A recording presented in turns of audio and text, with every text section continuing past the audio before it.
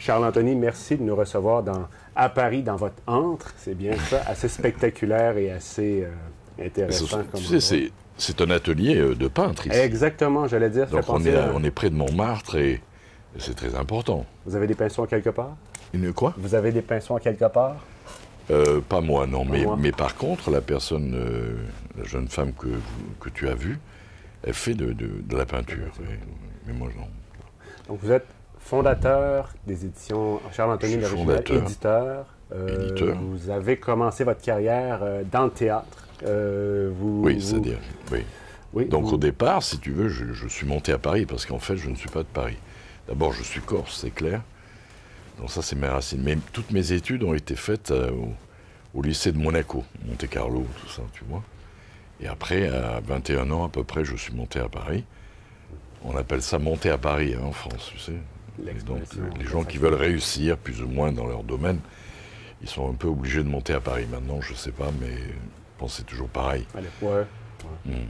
Et donc, voilà. Et alors, à ce moment-là, je m'étais inscrit, puisque je voulais faire du théâtre, du cinéma, enfin bref.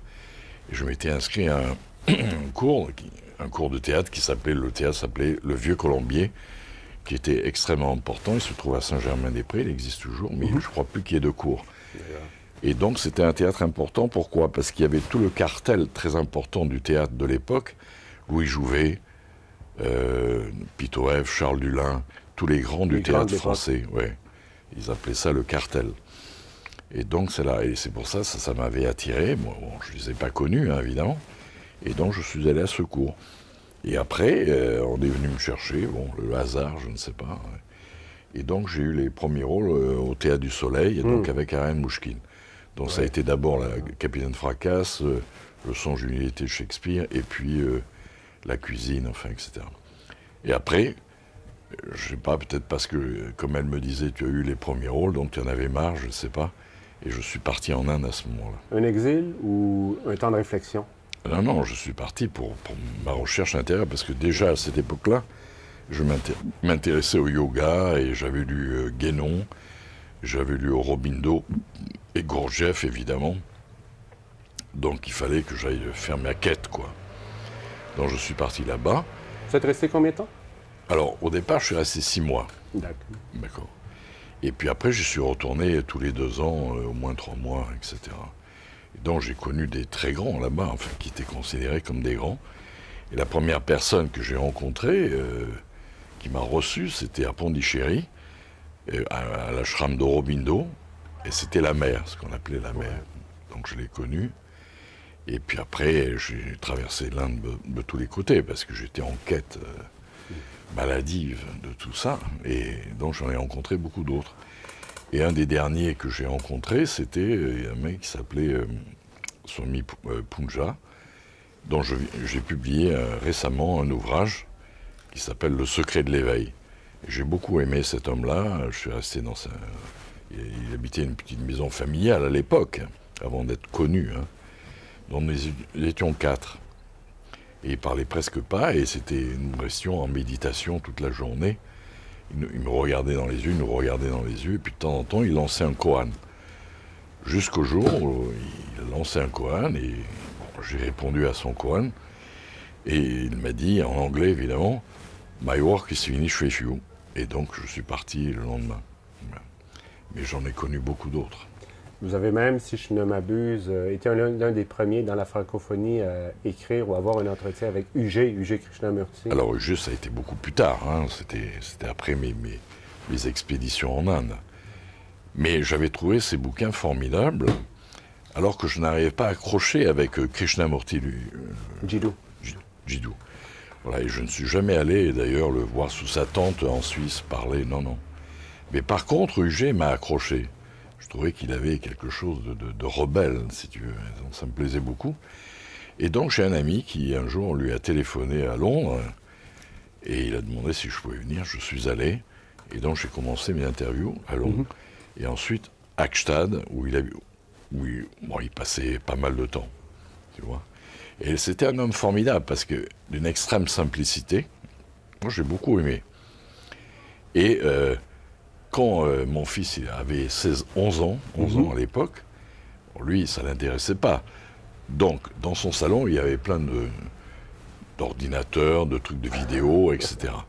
Et il laissait le salon pour mon fils, et nous allions filmer et faire l'interview dans la cuisine. J'ai rarement vu un maître faire ça. Hein. Et donc, c'était un homme extrêmement direct et très simple, et j'ai beaucoup aimé. Quelle était l'essence de son message? C'est quand même un personnage, comme vous dites, très iconoclaste, très... oui, il est iconoclaste parce qu'il descend tout le monde. Il a même descendu Krishnamurti, finalement. Voilà. Et je pense que lui, pour lui, c'était tous des voyous. Enfin, moi, je n'en sais rien, hein, je ne suis pas juge. Et que lui, il disait, il n'y a rien à faire, il n'y a rien à chercher, tout est là, et c'est bon, quoi. Et moi, à la fin, il me disait, Monsieur Anthony, sortez, regardez les montagnes de Gstad, et tout ça, c'est magnifique, c'est bon. Et vous êtes unique au monde. Vous êtes unique au monde, merde. Il n'y a personne comme vous. Même pas comme les herbes, il n'y a pas une herbe qui se ressemble. Et ça, c'est important. Ce qui m'amène justement sur la question de l'éveil. Souvent, l'éveil, il me semble qu'aujourd'hui, en tout cas en Amérique, la question de l'éveil est galvaudée. Tout à fait. Usé à la corde, et un message comme UG, vous dites, c'est extrêmement simple, rester dans la simplicité. C'est l'évidence même, tout. Votre point de vue sur justement l'éveil actuellement. Voilà, moi, je ne sais pas si ça va faire plaisir, mais enfin, on va voir. Ce sont des kangourous. Ah, c'est bien. Des kangourous. Alors, c'est très bien les kangourous, de la non-dualité. Alors, c'est plutôt anglo-saxon, en fait. Non-duality. Hein. Et c'est eux qui ramènent tout ça. Mais tout ça n'a plus rien à voir avec l'Advaita Vedanta. Voilà ce que je pense. Mais c'est pas moi qui vais aller les emmerder. Non, non, non. Et donc chacun faisait des vidéos, chacun fait satsang, ensuite fait ses week-ends de stage, etc. Il n'y a rien à faire, patati, patata. Mais plus personne n'a de culture là-dedans. Ouais. Ils savent plus que l'Advaita Vedanta.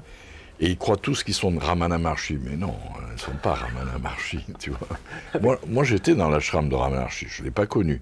Ah. Mais c'était en 69 quand même, tu vois. Quelle était l'ambiance, par curiosité?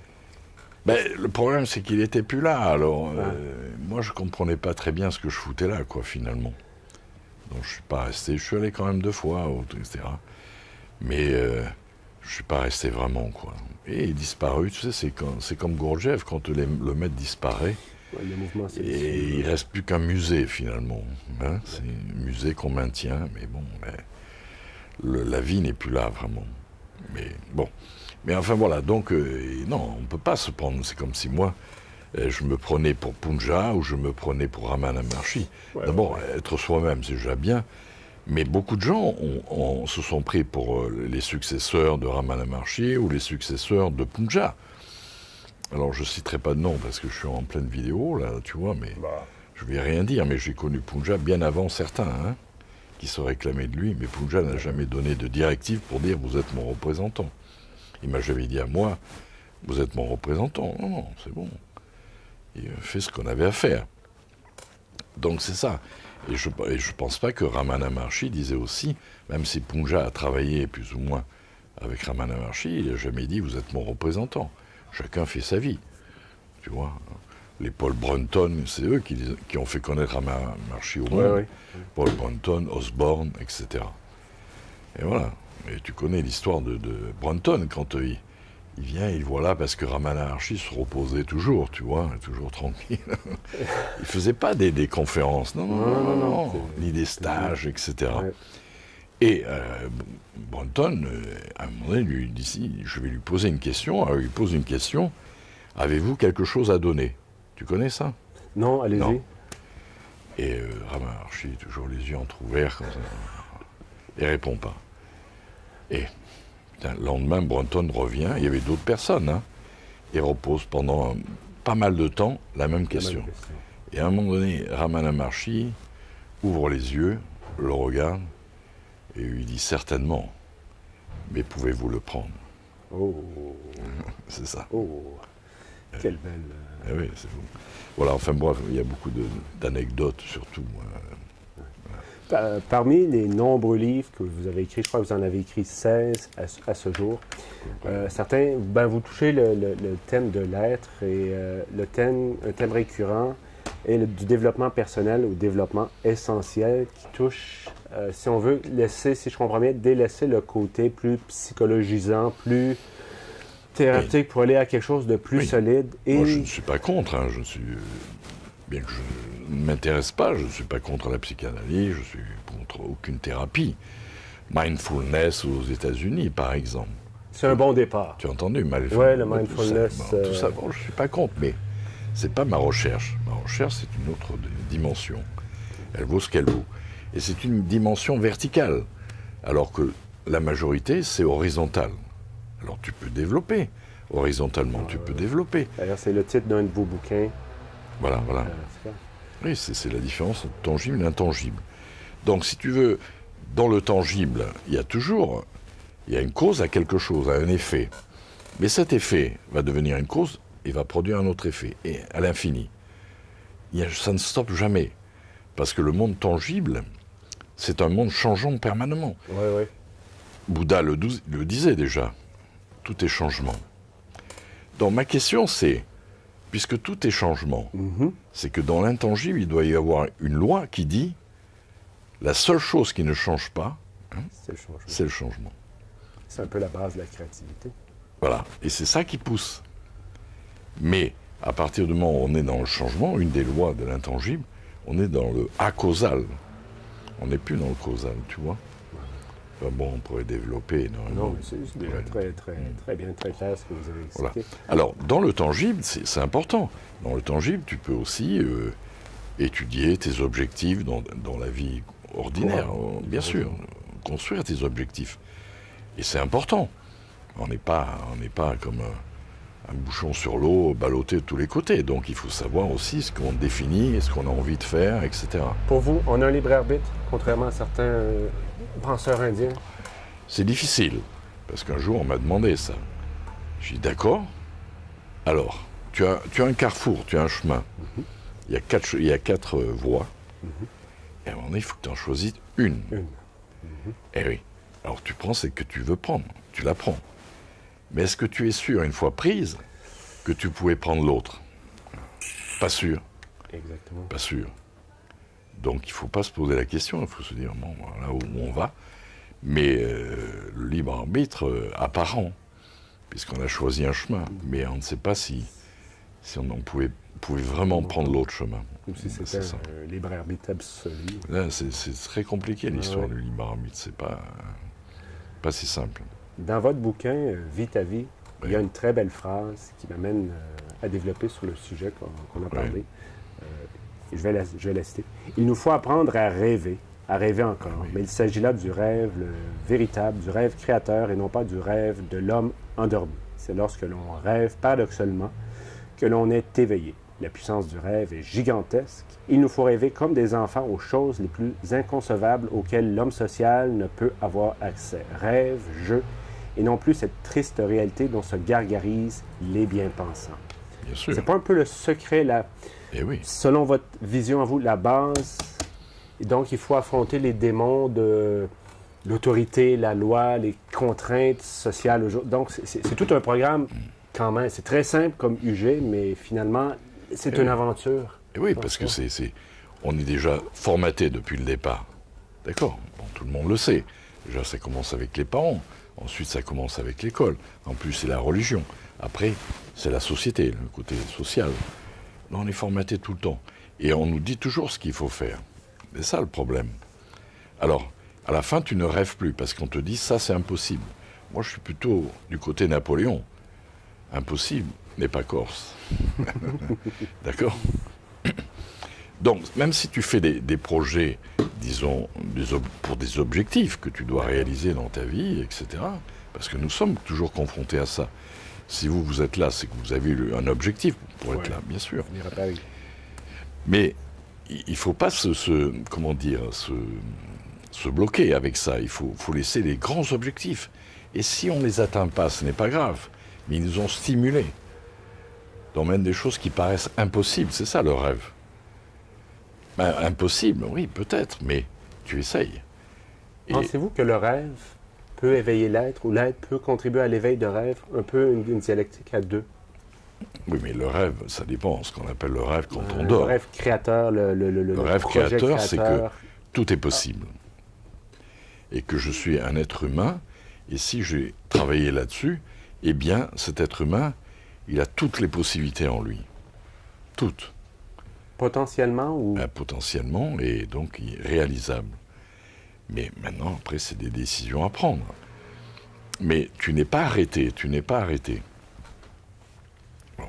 Même si les gens te donnent des conseils, surtout ne jamais écouter les conseils des autres. Parce qu'en général, ça te bloque. On n'est jamais mieux servi que par soi-même. Ouais, ça te bloque et tu empêches ta créativité, comme tu disais, de s'épanouir. Tu vois? Moi, je ne dis pas que j'atteindrai tous mes objectifs que je me suis donnés dans cette vie, mais c'est pas grave, je me les donne. Et puis, on verra bien. Mais tout est possible. Pour moi, tout est possible. Parce que si je comprends bien, à un moment donné, comme disait quelqu'un, je crois que c'est Kabir, l'océan contient la goutte d'eau. Très bien. Mais la goutte d'eau contient l'océan. C'était pas un con. Non. Je crois qu'on a voulu l'assassiner une couple de fois, mais qui s'en est toujours, par la grâce de la destinée, s'en est toujours sorti. Donc je suis cette goutte d'eau. Il faut le savoir. Donc je contiens aussi le monde. Donc c'est pour ça que tout à l'heure, quand je parlais de la vision, de l'écoute, etc., c'est parce qu'à un moment donné, tu te rapproches de plus en plus de toi-même. Au lieu d'être toujours dans les stimuli extérieurs, alors si tu entends un klaxon dans la rue, tu sursautes, tu vois, tu es toujours en réaction. Tu ne sautes plus parce que tu t'appartiens, disons. Tu vois? Et donc tout est possible, voilà ce que je dis. Dans ce cas-là, une pratique quand même, une pratique disciplinée peut aider l'homme, la personne, l'homme, la femme à si je comprends bien votre mot, se centrer pour arriver après à mieux naviguer. Il faut être centré, absolument. Mais ce centrage, il est bien en soi. Il n'est pas à l'extérieur de soi. Jamais tu pourras te centrer avec l'extérieur. C'est toujours en soi. Et c'est cette verticalité dont je parle. Tu vois, c'est comme la croix. La croix, il y a l'horizontalité, il y a la verticalité. Mais au milieu, même si on représente le Christ, etc., on voit bien que le Christ, il a un cœur. Très important. Et si tu lis du développement personnel au développement essentiel, il y a le cœur qui devient très important. Il est le centre.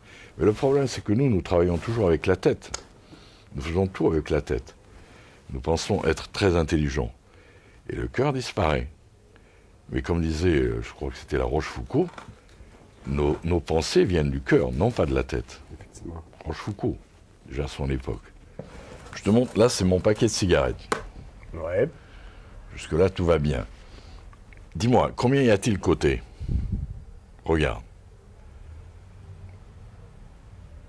6. Mais non, tu fous de ma gueule. Regarde, qu'est-ce que tu vois? Combien de côtés? 3. Même notre ami peut voir 3. 3. Pourquoi? C'est normal, puisque nous vivons en 3 dimensions. Ouais. Donc, en réalité, le paquet de cigarettes, on ne l'a jamais vu. Au complet. Et non, un paquet de cigarettes, tant qu'il y a 3 côtés, il n'est pas complet, c'est clair. Il faudrait vivre sur la 4e dimension pour voir l'ensemble. Mais nous, comme on est intelligent, alors on dit voilà, il y a 3 côtés, puis on a une mémoire. Tant qu'on a une mémoire qu'on n'a pas Alzheimer, tu vois, on est capable. On garde en mémoire et on tourne le paquet. Il y en a 3 autres. Et on compte 3 et 3, 6. Mais en réalité, le paquet de cigarettes, nous ne l'avons jamais vu, c'est un concept. Donc quand tu vas dans un bureau de tabac, je ne sais pas si tu y vas. Ici à Paris, ouais. Voilà. Surtout, c'est des Chinois. Donc, c'est tous des Chinois maintenant. Les chinoiseries. Voilà. Et tu leur dis un paquet de cigarettes, pas de problème, ils te disent, voilà, c'est ça le paquet de cigarettes. Mais en fait, personne ne l'a jamais vu et personne ne se pose la question. Est-ce que vous êtes d'accord dans ce cas-là avec la vision d'André Moreau, sur laquelle tout est représentation, tout n'est que schème? Tout n'est exactement, c'est un hologramme en fait, c'est nous qui fabriquons l'hologramme. C'est intéressant, vous apportez l'hologramme parce que André, lui, refuse de s'aventurer sur cette voie. Les hologrammes, par la suite, deviendra très important. Vous verrez, même politiquement, ça sera très important, puisque même ce qu'on appelle le projet Bluebeam, je ne sais pas si... Ouais. Hein, c'est des constructions, ils vont te faire croire à des soucoupes volantes, des Christ énormes et tout ça. Bon, en fait, tu connais le projet Bluebeam, etc. Donc l'hologramme est important. Mais enfin, en tous les cas, donc notre réalité est fausse, c'est ça. Moi, je ne sais pas ce que dit André Moreau là-dessus, mais notre réalité, elle est fausse. Donc le paquet de cigarettes, nous ne le verrons jamais. Et par exemple, même toi, si je te regarde, je ne peux pas te voir en entier, je te vois de face. Exactement. Mais le dos n'existe pas. Et si tu te tournes et je vois le dos, je ne vois jamais la face. Donc c'est une inversion de tout, et comme disait Rimbaud, c'est une inversion des valeurs.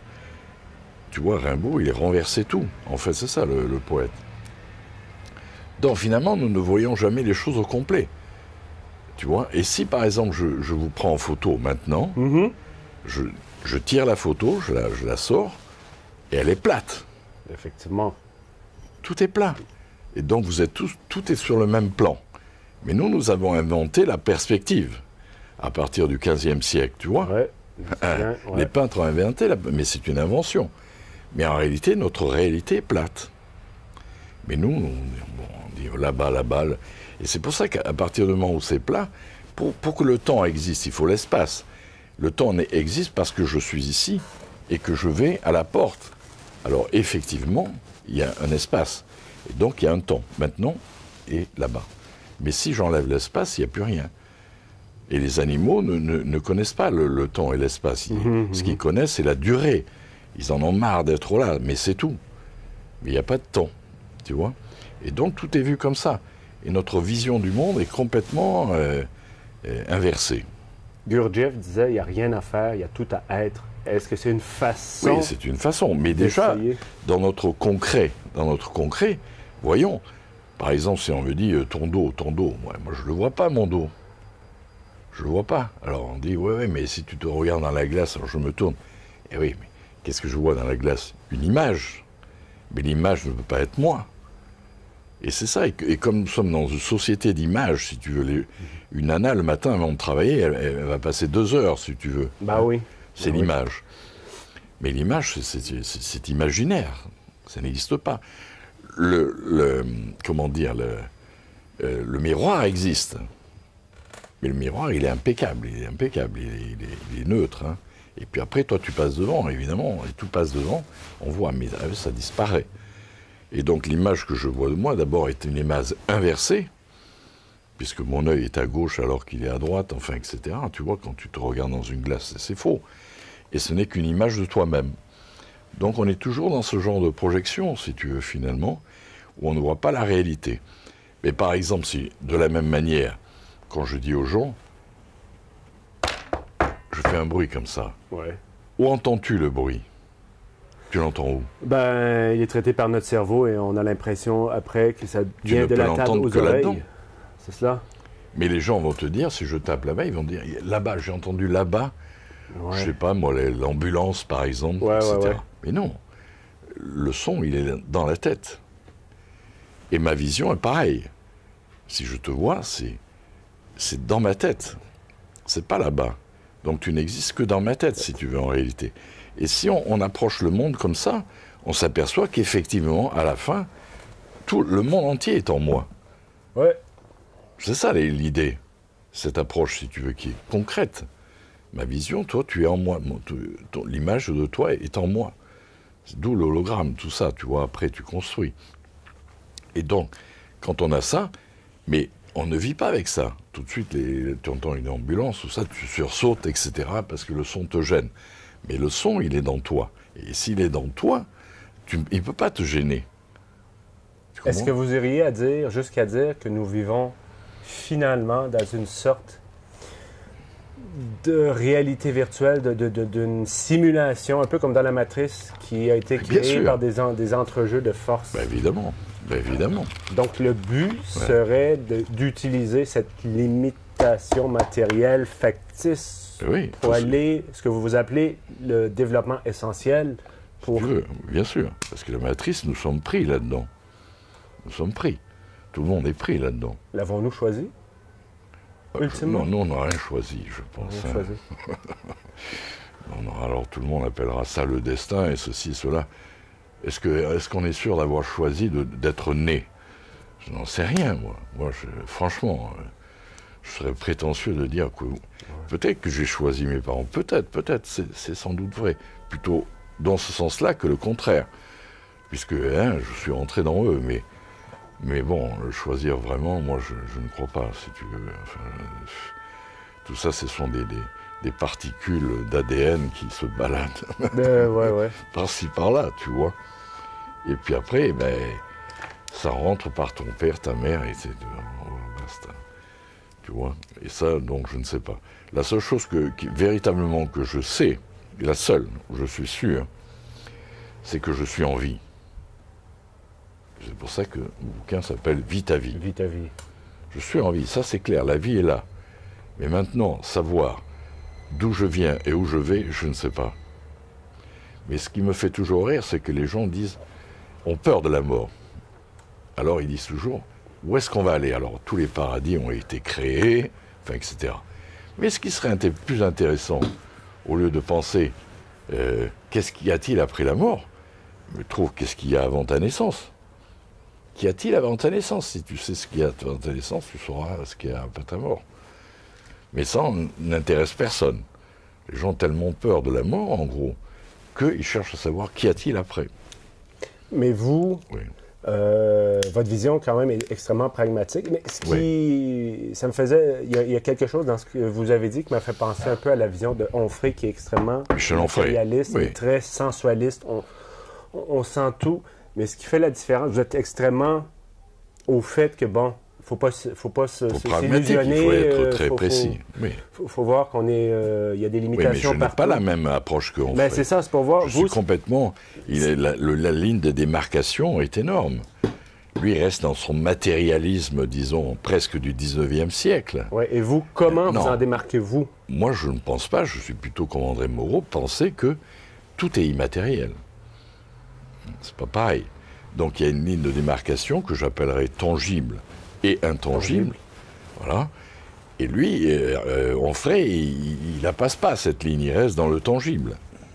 J'allais vous poser la question, Charles-Anthony, si la verticalité ou se tenir, rester centré, pouvait s'effectuer soi-même ou nécessiter un cheminement initiatique long et complexe à l'intérieur d'une fraternité. Mais je crois bien que dans votre bouquin, Ici et maintenant, vous parlez d'une praxis qui est atteignable par l'individu de bonne volonté. Oui, tout à fait.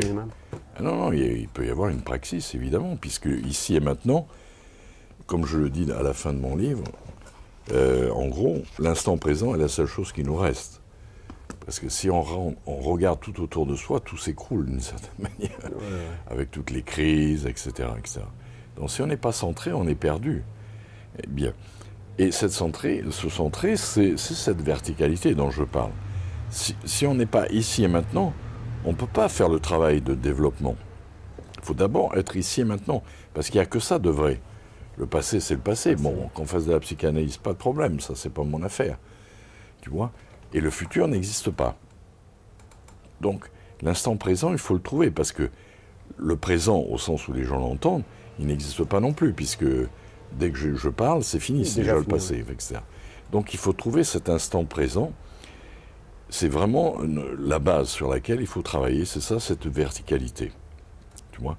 Et quand tu trouves cette verticalité, tu vas trouver le cœur, parce que le cœur est essentiel. S'il n'y a pas le cœur, tu es un robot. Tu deviens un robot. Et on rejoint Gurdjieff. Superman, ce que tu veux. Voilà. Je ne vais pas citer de nom, mais voilà. Et donc le cœur, c'est ce qui doit être développé. Mais je dis bien le cœur, ce n'est pas au sens où les gens entendent l'émotion, l'émotionnel. Au contraire, il faut se débarrasser de ça, parce qu'on est pris par ces émotions. Après, il peut y avoir des drames terribles, on peut tuer par amour. Comment peut-on tuer par amour? C'est impossible. Tu vois, donc c'est l'émotionnel qui prend le dessus. Mais je ne parle pas de cet émotionnel. Je parle du cœur. Et vous ne parlez pas non plus, en vous écoutant, la verticalité n'implique pas nécessairement d'atteindre un état d'éveil où on flotte tout. C'est un état de conscience. Conscience. Et oui, c'est quand la conscience apparaît. Et la conscience te fait développer le cœur automatiquement. C'est l'instant présent, c'est la lucidité. Il faut être attentif. Je ne suis pas le seul à le dire, Krishnamurti le disait aussi. L'attention, il faut être en attention permanente. Tu vois? Ouais. Et ça, s'il n'y a pas d'attention, on ne peut pas développer. Et alors après, il y a aussi des entraînements pour ça, la praxis évidemment. Et bon, ça, moi j'ai pratiqué des tas de trucs. Hein. Mais si on comprend, on peut peut-être s'en passer. Mais sinon, bon voilà, il y a des exercices faits pour ça, comme le regard, comme l'écoute, etc. Beaucoup. J'ai déjà baigné un peu dans des approches tantriques ou semi-tantriques. Hors du côté spectaculaire, sensuel, sexuel, un des principes de base était très intéressant. C'était celui que pour s'élever soi-même, pour s'élever, toujours mieux d'aider une autre personne, les autres, à s'élever. On va s'élever en les s'élevant un peu, on va s'élever un peu soi-même. Êtes-vous un peu d'accord avec ce principe? Oui, c'est-à-dire c'était aussi la base de Gurdjieff, ou même René Daumal qui avait écrit Le Monde Analogue. Et donc quand on lit Le Monde Analogue, effectivement, tu montes une partie de la montagne. Quand tu as monté, il faut que quelqu'un d'autre monte cette partie, et à ce moment-là, toi, tu continues. Et voilà. Et c'est l'idée de Gurdjieff, reprise par Daumal dans Le Monde Analogue, et reprise dans le film de Jodorowsky, La Montagne Sacrée, qui a repris plus ou moins de là. Non, ça c'est sûr. Mais bon, on ne peut pas imposer. Il faut que la personne aussi soit en demande. Sinon, ça ne marche pas. Il faut que ce soit la personne elle-même désire. On ne peut pas dire, il faut que tu sois ça, il faut que tu sois ça. Tu peux montrer des choses. Mais c'est elle-même qui doit sentir ce qui se passe. Mais surtout, rester toujours aussi dans le sentir. C'est ça la différence avec l'intellect. L'intellect, il ne sent pas. Et s'il n'y a pas le senti, et on est mort. Et on ne peut pas se développer. Regardez même des gens très, très, très hauts, des grands en Inde, tout ça. C'est toujours dans le senti. C'est pour ça qu'il peut y avoir beaucoup d'exercices. Par exemple, si je marche, bien sûr que je marche, mais en même temps, je dois sentir le sol, mon pied au sol. Je suis en contact toujours avec l'extérieur. Avec la vie, avec le donc les sensations sont de plus en plus grandes. C'est comme l'amour, si on aime, tu vois le développement qui se passe en toi. Oui. Hein, c'est ça. Même, ça peut mener à un développement intégral si on poursuit la route de façon honnête. Oui. Tu vois, et ça, je l'explique un peu dans le développement essentiel et des personnels. Je vous j'allais finir dans un de vos bouquins que vous avez coécrit avec un autre Crise et mutation, qui est un peu la version du monde selon un point de vue philosophique et économique. J'allais vous demander aujourd'hui, à l'heure que nous parlons, êtes-vous plus positif ou négatif face à pas nécessairement si on veut, les conditions économiques qui sont hors du contrôle de l'être humain, mais pour l'être humain en tant que tel, pour se sortir, si on veut, de ce merdier ou du théâtre virtuel dans lequel nous semblons. Oui. Moi, je suis comme Nietzsche, je suis un pessimiste optimiste. Voilà. Tu vois, il faut être lucide. Exactement. Si tu ouvres la télé, il faut être lucide. Tu vois que c'est la cata, quoi. Ouais. Tu vas pas te dire, c'est merveilleux. Ou alors, tu es un âne. Mais voilà.